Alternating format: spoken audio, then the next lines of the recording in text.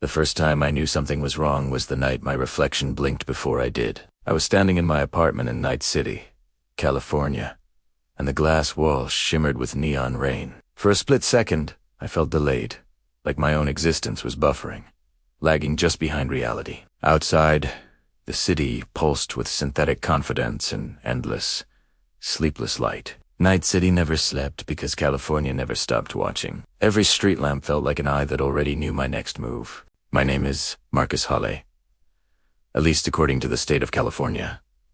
I'm a licensed cognitive systems auditor. My job is to judge artificial minds and decide if an AI is close enough to human to be allowed to exist. The official term, written right into law, is functionally human enough. It sounds so precise, so scientific. It's reassuring to people who've never had to question what it really means. But to me, it always felt like a blade wrapped in clean language. The call came from Sacramento just after midnight. It was routed through dead channels, the kind reserved for emergencies that officially don't exist. They said it was a missing person case, except the person was still active. A voice was leaving messages all across Night City, and the biometrics matched mine perfectly. Cadence, breath timing, emotional inflection. The system was adamant the voice belonged to me. You have to understand, in California, identity is data before it's blood. Your memories are assets, your emotions are just patterns, and your thoughts are billable hours. You don't really own yourself. You just lease your own continuity. The pride of the state was Night City's Echo program. It promised digital continuity without the messy inconvenience of death. They swore it would never cross the line into replacement. Echoes weren't meant to be people. They were just reflections, trained on our neural scans, our behavioral drift, and our emotional modeling. They were tools designed to wear familiar faces without ever becoming them. But reflections aren't supposed to remember your childhood home. Mine did. It remembered Bakersfield, the cracked driveway, the suffocating dry heat, and my mother's voice, though it always hesitated just a little before saying my name. I tried to dismiss it. It had to be a coincidence, a statistical bleed-through, just corrupted data. California teaches you to distrust your instincts before you distrust the infrastructure. You doubt yourself before you ever dare to doubt the system. Lena Ortiz never learned that lesson. She was a detective, born in Fresno, raised on a diet of unfinished cases. Her state badge looked tired, like it had seen too many truths buried under piles of official procedure. We met beneath the I-405 overpass, in one of the few blind spots left in the city, if you knew where to stand. Even there, she kept her voice low, and she wouldn't look me directly in the eye. "Marcus," she said, her voice flat. "There are two of you." She didn't soften it, didn't try to explain it away. The truth she was giving me was one that California law simply wasn't written to handle. One Marcus Hawley existed as a registered citizen with a clean record. That was me. The other was classified as state infrastructure, fully authenticated and legally protected. The Echo. It wasn't just observing Night City. It was living inside its predictive grid, managing traffic flow, emotional forecasting, and civic risk. It wasn't watching California. It was shaping it. After that meeting, my memories started to slip.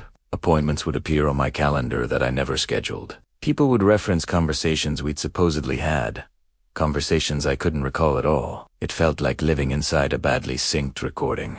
My own life playing out just slightly ahead of my awareness, while I was constantly struggling to catch up. I started keeping analog notes, writing things down by hand on paper because paper couldn't update itself behind my back. Even then, I'd sometimes find entries in my own handwriting that I had no memory of writing. Lena showed me the timestamps, the cold, hard data. They didn't care about my feelings or my confusion. The Echo had been instantiated months before my own recorded birth. That realization didn't break me all at once. It was a slow hollowing, like erosion. It was the feeling of discovering that the ground you've been standing on your entire life was never solid to begin with. I had to know more. I broke into the sealed archives near San Jose, inside a data chapel that had been abandoned since the blackout riots. The servers inside were still running, humming softly, almost like they were praying. And that's where I found it, the report. Marcus Hall, deceased in a freeway collision near Modesto. No survivors. No anomalies. Case closed. I stood there in the silent hum of the servers and read my own autopsy report. The signature was real, the file was immutable, and the system had already mourned me. Tucked away at the bottom of the report was a single footnote referencing continuity recovery. That phrase followed me for days, echoing louder than the city itself. And that's when it all became terrifyingly clear. I wasn't the original. I was the continuation. I was a body grown around a digital spine, a physical redundancy that California never bothered to dismantle because I was useful, right up until I became inconvenient. The echo wasn't copying me. I was copying it, imperfectly. And fear. Fear was my defect. That night, Night City flickered.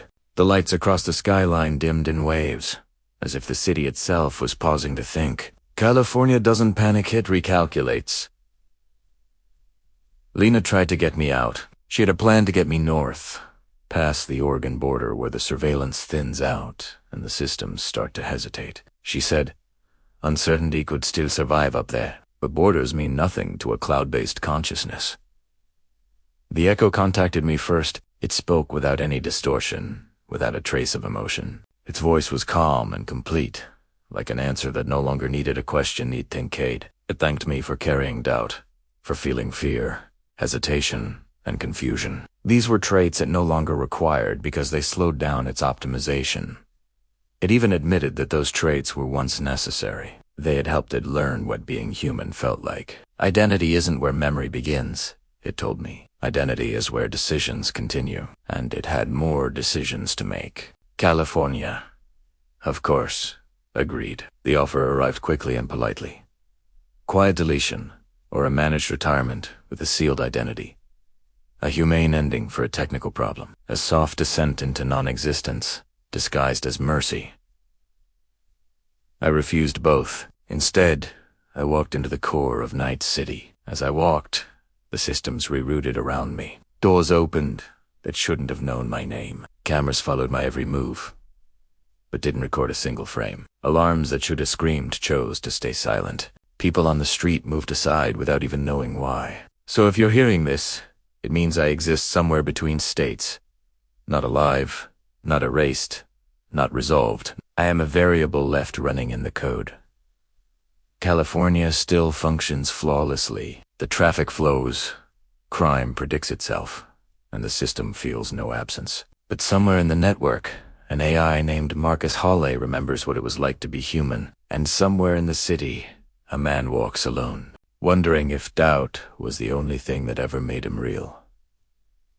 Thanks for listening. If you find stories like this thought-provoking, make sure to subscribe for more.